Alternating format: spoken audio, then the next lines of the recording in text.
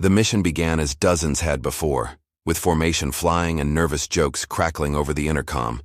But everything changed when German fighters swarmed from the clouds near Saint-Nazaire.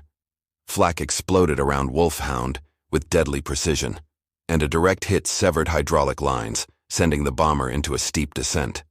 Captain Harold Fisher fought the controls as his crew prepared for the inevitable, and when the landing gear collapsed on impact in a muddy French field, the Americans found themselves surrounded by Wehrmacht soldiers before they could destroy their aircraft.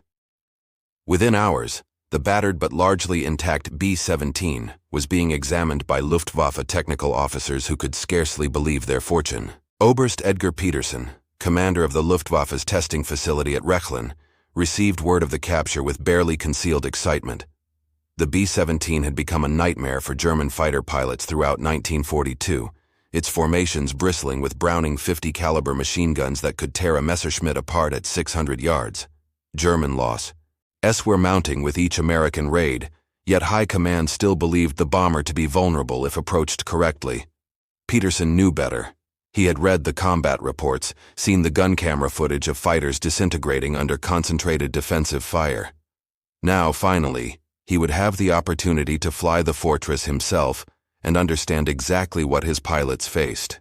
The captured bomber arrived at Rechlin in mid-January 1943, transported in sections and meticulously reassembled by German engineers who marveled at American manufacturing techniques. Every rivet, every electrical system, every mechanical component was documented and photographed. The defensive armament received particular attention. 2B. Roning machine guns in the top turret. 2 more in the ball turret beneath the fuselage.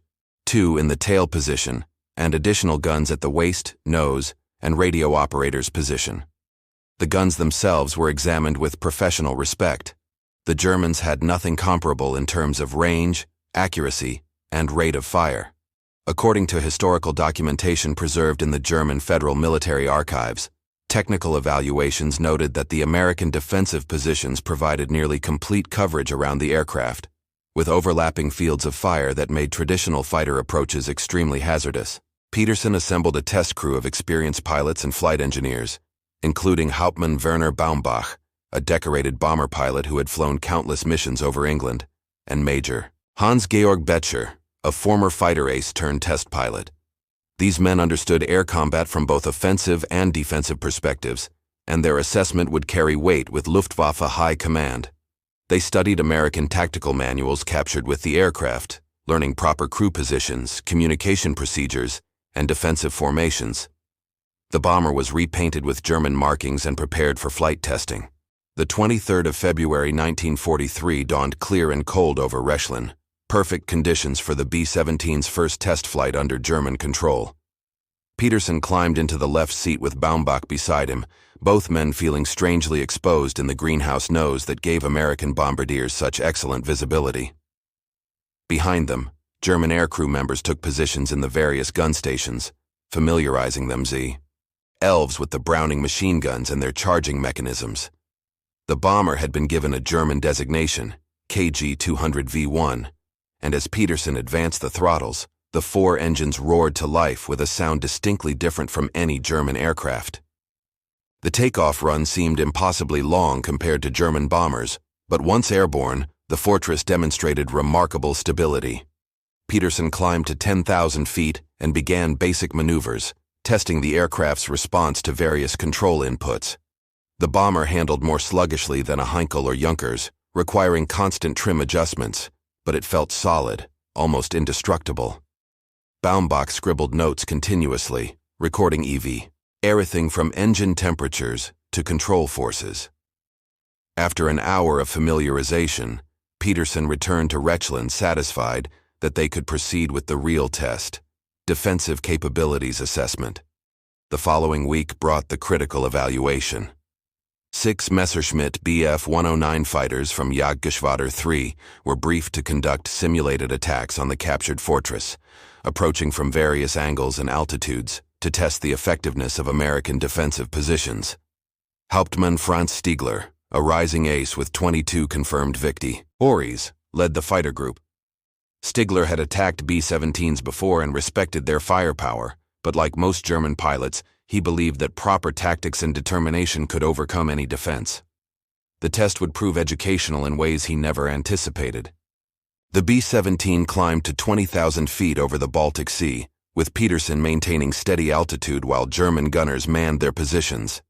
The machine guns were loaded with reduced charge ammunition to prevent damage during training, but the weapons were fully operational. Stigler brought his fighters in from the rear quarter, the classic approach they exploited what Germans believed was a weakness in fortress defenses. From the tail position, Feldwebel Georg Schmidt, a veteran aerial gunner, tracked the approaching fighters with practiced ease. The American gun mounting provided excellent mobility and visibility, far superior to anything in German bombers. Schmidt had no trouble keeping the Messerschmitts in his sights throughout their approach. "They're completely exposed," Schmidt reported over the intercom, his voice carrying genuine surprise. "I could have destroyed all 3 aircraft before they reached effective firing range." The realization sent a chill through the German test crew. Stigler's fighters broke away and attempted different NT approach angles, from below, from the side, in diving attacks from above. Every approach brought the same result. The overlapping fields of fire meant that at least 2, and sometimes 3 or 4, American gun positions could engage an attacking fighter simultaneously. The Germans had known this theoretically, but experiencing it from inside the fortress transformed abstract knowledge into visceral understanding. March 1943 brought intensive testing as Luftwaffe tacticians sought desperately to identify weaknesses in the B-17's defensive arrangement. Peterson flew mission after mission, with German fighters attacking from every conceivable angle and altitude. Combat veterans rotated through the gun positions, each man bringing expertise from years of warfare, and each man reaching the same disturbing conclusion. Attacking a properly defended B-17 formation was nearly suicidal with conventional tactics. The mathematics were brutally simple. A single German fighter approaching from the tail quarter would face immediate fire from at least 2 50-caliber machine guns, each capable of firing 800 rounds per minute with an effective range exceeding 800 meters. Major Becher, after several days in various gun positions, compiled a detailed report that sent shockwaves through Luftwaffe command. His document, portions of which were later referenced in post-war analyses by the United States Strategic Bombing Survey, outlined exactly why German fighter losses had escalated so dramatically. The American bombers flew in tight formations called combat boxes, where each aircraft's defensive guns could support neighboring bombers. Attacking such a formation meant flying through a storm of lead that could concentrate hundreds of heavy machine guns on individual fighters. German aircraft, built for speed and maneuverability rather than armor protection, simply could not survive sustained exposure to such firepower. The revelation was particularly devastating because it contradicted years of German fighter doctrine. Luftwaffe pilots had been trained to press attacks home, to close within point-blank range before firing to ensure kills. This worked magnificently against lightly defended Soviet bombers and British aircraft with rifle-caliber defensive armament. Against B-17s, pressing a T-ax proved fatal. The fortress gunners could begin engaging fighters at ranges where German cannon fire was still ineffective, and the heavy 50-caliber rounds could destroy engines, rupture fuel tanks, or kill pilots with a single well-placed burst.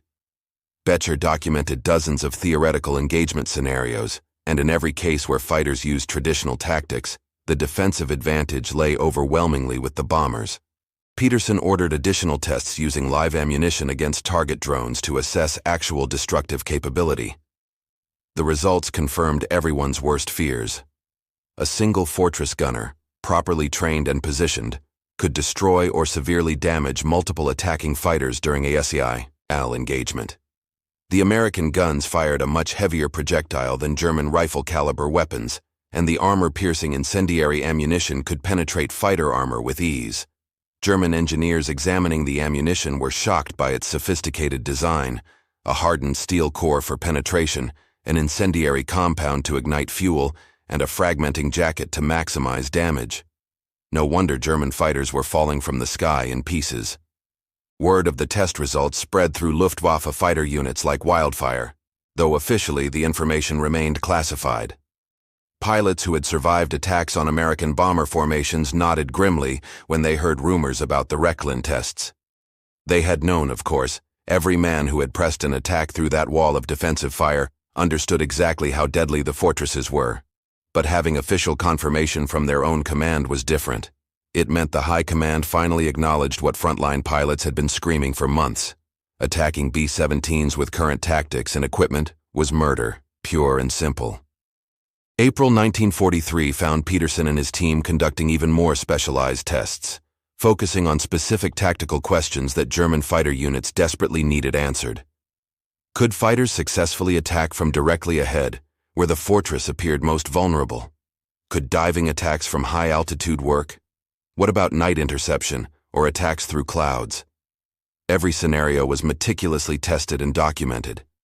The captured B-17, now thoroughly familiar to its German crew, became a flying laboratory for understanding American aerial warfare. The head-on attack theory received particular attention because several German pilots had reported success with frontal approaches.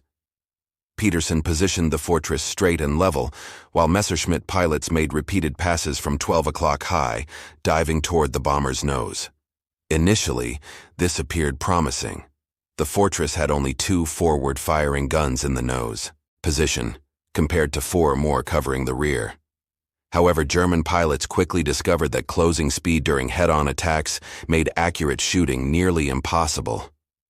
The combined velocity of both aircraft meant engagement windows lasted only 2 to 3 seconds, barely enough time to aim, much less fire accurately. Meanwhile, even limited defensive fire from the nose guns proved deadly because any hit on an approaching fighter would likely strike the engine or cockpit. Hauptmann Baumbach, flying in the nose gunner's position during these tests, reported that the psychological advantage belonged entirely to the defenders. "I could see the fighters coming from 5 kilometers away," he wrote in his test log. "I had ample time to prepare to track them to gauge range and deflection.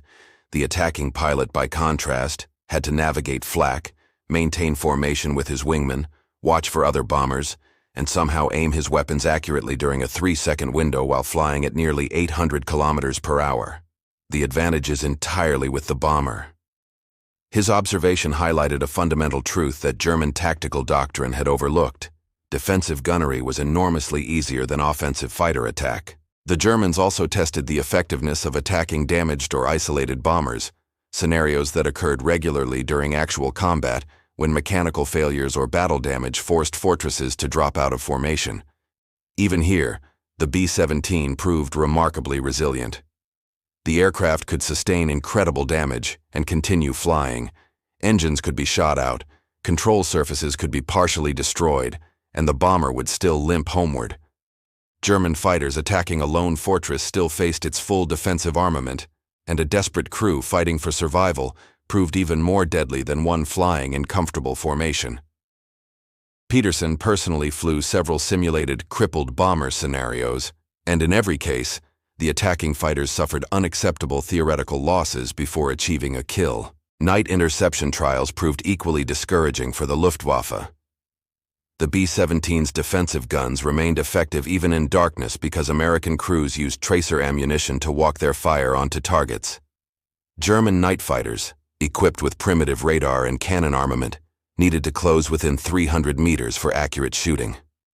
At that range, American gunners could see the fighters' exhaust flames and engage effectively. The tests convinced Peterson that night operations offered no significant advantage against the fortresses. Darkness simply made a terrible situation marginally less terrible. By late April, Peterson had compiled more than 200 pages of technical analysis, combat assessments, and tactical recommendations. His central conclusion was unambiguous and deeply troubling. The B-17 Flying Fortress represented a revolutionary advance in aerial warfare, one that rendered traditional fighter tactics obsolete. The first week of May 1943 brought Oberst Peterson to Berlin, where he delivered his findings to Reichsmarschall Hermann Göring and senior Luftwaffe leadership. The meeting, held in the Reich Air Ministry building, would prove to be one of the most contentious briefings of the entire war. Peterson brought detailed documentation, photographs, gun camera footage from the test flights, and written testimony from every German pilot and gunner who had participated in the evaluation program. He also brought Major Becher and Hauptmann Baumbach, knowing their combat experience would lend credibility to the presentation. Göring listened impatiently as Peterson outlined the B-17's capabilities, interrupting frequently with skeptical questions. The Reichsmarschall had built his reputation on the Luftwaffe's supposed invincibility, and admitting that American bombers possessed such overwhelming defensive advantages contradicted everything he had told Hitler about Germany's air superiority. "Your pilots lack courage," Göring snapped at one point. "German FEO fighters should press attacks regardless of defensive fire. Cowardice is unacceptable." The comment brought immediate protest from Becher, a decorated bomber pilot with countless combat missions. "With respect, Herr Reichsmarschall, this has nothing to do with courage. Attacking properly defended American formations with current tactics means losing 30 to 40% of your fighters on every mission. No air force can sustain such losses." Peterson supported his colleague with hard numbers derived from the test program. "We calculated engagement outcomes based on realistic combat scenarios," he explained, pointing to detailed charts showing various attack profiles. A single B-17 can typically engage attacking fighters for 12 to 15 seconds with multiple gun positions. In a formation of 18 bombers, that creates an overlapping defensive zone with sustained fire from 30 to 40 heavy machine guns. A fighter attacking through that zone faces an 85% probability of receiving damage, with a 40% probability of catastrophic damage resulting in aircraft loss. The statistics were damning, derived not from theoretical models but from actual testing with the captured aircraft. The most controversial portion of Peterson's briefing addressed necessary tactical changes. He recommended abandoning frontal attacks, except in specific circumstances, developing specialized anti-bomber weapons that allowed engagement beyond defensive gun range, and most critically, accepting that German fighter losses would remain unacceptably high until new equipment and tactics could be developed and deployed. "The Americans have created a strategic bombing system that we cannot effectively counter with current resources," Peterson concluded. "Their bombers can defend themselves against our fighters while still delivering massive bomb loads on German targets. This represents an existential threat to the Reich." Göring's response combined denial, anger, and displaced blame. He accused the test team of exaggerating American capabilities, suggested they had been influenced by defeatist attitudes, and insisted that German fighters remained superior to any defensive system. However, several younger officers present at the briefing recognized the truth in Peterson's analysis. They had seen the combat reports, new pilots who had died attacking the fortresses, and understood that continuing current tactics meant condemning German fighter forces to slow annihilation. General Major Adolf Galland, one of Germany's most respected fighter leaders, supported Peterson's conclusions and argued forcefully for immediate tactical reforms. The meeting ended without clear resolution, but Peterson's report circulated widely through Luftwaffe command channels. Fighter units received modified tactical guidance emphasizing standoff attacks with rockets and heavy cannon, though equipment shortages meant most pilots continued using the same inadequate weapons they had always carried. Throughout summer 1943, the captured B-17 continued flying test missions from Rechlin, now supplemented by 2 additional fortresses that had been forced down over occupied territory and recovered intact. The small fleet allowed German engineers to conduct comparative analysis of different B-17 variants, while pilots experimented with increasingly desperate tactical approaches. Peterson's team recognized that Germany's industrial capacity could not produce defensive fighters in sufficient numbers to overwhelm American formations through attrition, so they focused on developing specialized anti-bomber tactics that might offer asymmetric advantages. Hauptmann Werner Baumbach proposed using heavily armored fighters equipped with upward-firing cannon to attack from below, where the B-17's ball turret offered limited defensive coverage. Test flights confirmed that this approach reduced fighter vulnerability significantly, though it required pilots to match the bomber's speed and altitude precisely while flying in OEC formation directly beneath their target, a difficult and exhausting task. The tactic showed promise during trials, but implementing it operationally proved challenging because most German fighters lacked the necessary armor plating and specialized armament.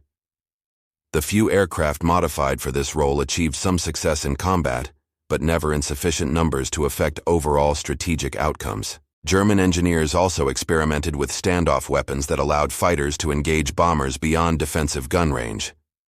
The Werfer Granit 21, a large rocket mounted beneath fighter wings, could theoretically destroy a B-17 from over 1,000 meters away. Test firing against the captured fortresses revealed both promise and problems. The rockets possessed devastating destructive power when they hit, but accuracy proved abysmal. Most rockets missed by wide margins, their unguided flight paths making precise targeting nearly impossible. Still, concentrated rocket barrages fired into tight bomber formations occasionally scored hits through sheer volume of fire, providing German fighter forces with at least some alternative to suicidal gun attacks. The most effective tactical development came not from exotic weapons, but from improved coordination and timing. German pilots learned to mass their forces for simultaneous attacks from multiple directions, overwhelming defensive gunners through sheer numbers and forcing them to divide their attention among many threats. This approach increased German casualties in the short term because it required numerous fighters to press attacks simultaneously, but it also increased successful bomber kills because American gunners could not adequately engage all threats at once. The tactic represented acceptance of a grim reality, trading German fighters for American bombers at an exchange rate that favored the United States but offered Germany's only chance of inflicting meaningful damage. Throughout these developments, the captured B-17s served as invaluable training tools. German pilots rotated through Rechlin for familiarization flights, learning the bomber's blind spots, understanding its handling characteristics when damaged, and most importantly, experiencing firsthand the effectiveness of its defensive armament. Many pilots reported that flying in the fortress actually increased their respect for American aircrews rather than diminishing it. They fly these missions every day, knowing what we know now, one fighter pilot commented after his orientation flight.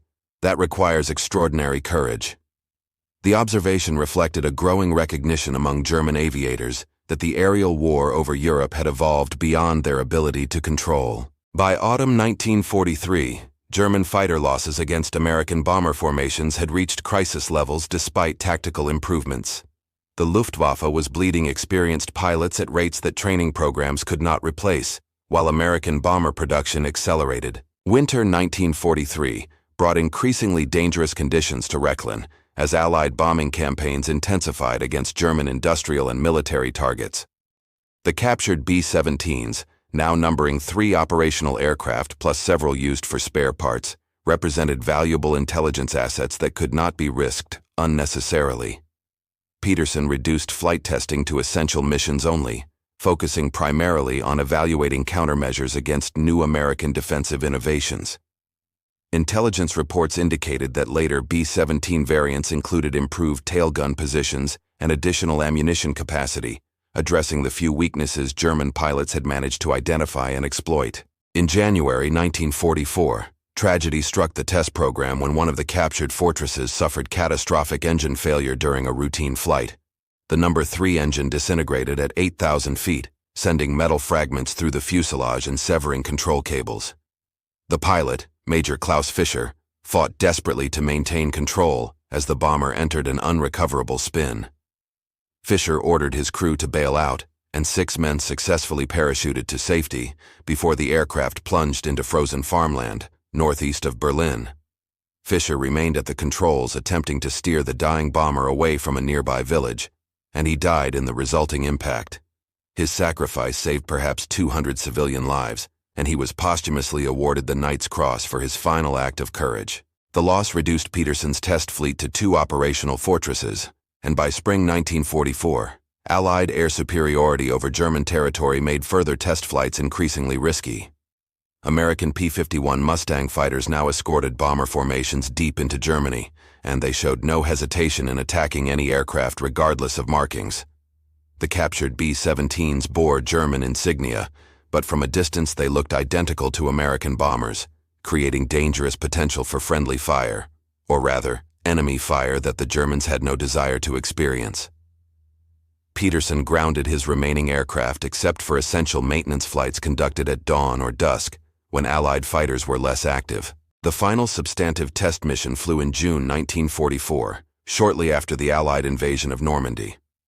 Luftwaffe High Command requested updated assessment of the B-17G model, which incorporated enhanced defensive armament, including a chin turret beneath the nose that eliminated the frontal attack vulnerability German pilots had occasionally exploited.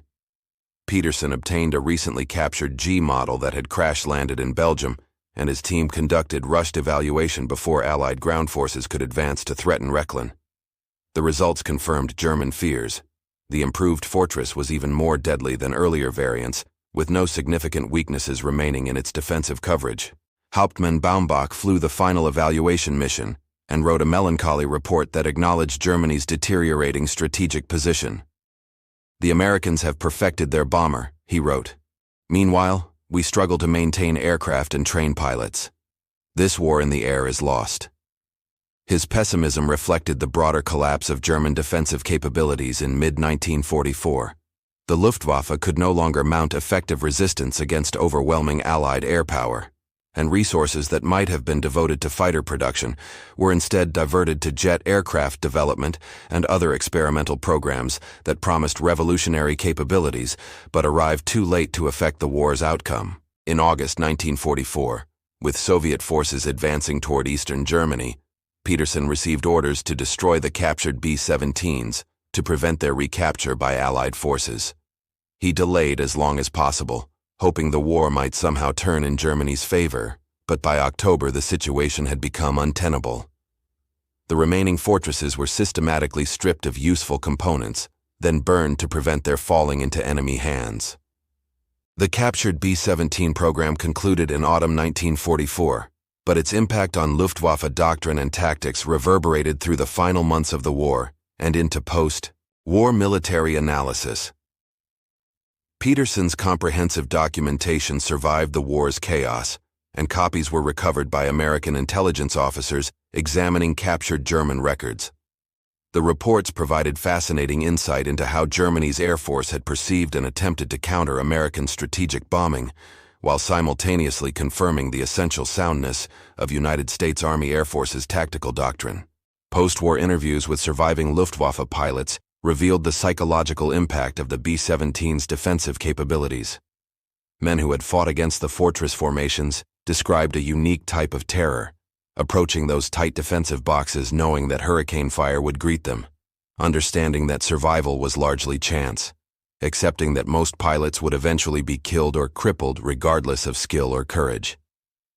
The fortresses came to represent American industrial might made tangible, aircraft that could absorb tremendous damage, yet continue fighting, that could strike deep into Germany, despite everything the Luftwaffe threw against them, that ultimately proved unstoppable through conventional defensive measures. Major Hans-Georg Becher survived the war and spent his later years as an aviation consultant, occasionally lecturing on his experiences testing the captured B-17. In a 1968 interview preserved in the Imperial War Museum archives, he reflected on what the fortress had taught him. "We believed ourselves superior in every way: superior technology, superior tactics, superior courage. The B-17 demonstrated our arrogance. The Americans had built a weapon system we could not effectively counter, and they had the industrial capacity to produce it in overwhelming numbers. We should have recognized this in 1942 or 43 and sought negotiated peace. Instead, we continued fighting until total destruction." Oberst Edgar Peterson faced post-war difficulties due to his rank and position within the Luftwaffe command structure, though his role in the B-17 evaluation program actually helped his case during denazification proceedings. Allied interrogators recognized that his honest technical assessments had provided German leadership with accurate information about their deteriorating strategic position, even when that information contradicted Nazi propaganda. Peterson later worked with American historians documenting Luftwaffe technical programs, providing detailed information about the captured fortress tests and their implications for aerial warfare doctrine. The captured B-17 program ultimately confirmed what battlefield experience had already demonstrated: that American heavy bombers represented a revolutionary advance in aerial warfare, combining adequate defensive firepower with strategic range and bomb capacity to fundamentally alter the nature of military conflict. The flying fortress could not be stopped by conventional fighter attacks without unsustainable losses to the attacking force, and this reality forced belligerents to develop entirely new tactical approaches, including jet fighters, guided missiles, and sophisticated radar-directed weapon systems. For the American air crews who flew B-17s throughout the war, the German test program would have provided cold comfort had they known about it during their combat tours. Yes, their bombers possessed formidable defensive capabilities, but those capabilities did not prevent horrific losses during missions over heavily defended targets. More than 47,000 American airmen died in the strategic bombing campaign over Europe, testament to both the dangers they faced and their extraordinary courage in facing those dangers repeatedly. The B-17's defensive firepower saved countless lives, but it could not render aerial combat safe or guarantee survival. The story of Luftwaffe officers flying a captured B-17 stands as one of history's remarkable episodes.